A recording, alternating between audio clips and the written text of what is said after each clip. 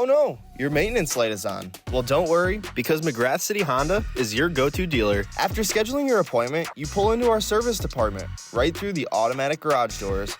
Then, one of our outstanding advisors will greet you and check you in, which includes scanning your VIN number.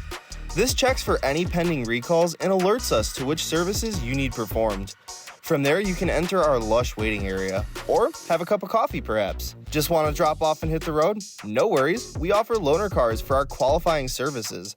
Now your vehicle enters the shop, where our technicians will put your vehicle on a lift and start the inspection process. They will ensure that there is nothing leaking, damaged, or out of the ordinary. And we'll even send you a text with your multi-point inspection, where our techs take photos and videos of anything that's out of factory spec, so that way you can address it. Our techs keep track of everything on the multi-point inspection, and you should really think of that as your vehicle's report card. After any services are completed on your vehicle, we park it, and at the same time, you'll get a text letting you know it's time to pick up your Honda. Servicing your vehicle at a dealership doesn't have to be a hassle, and here at McGrath City Honda, we do everything we can to ensure every customer has a fantastic experience from start to finish.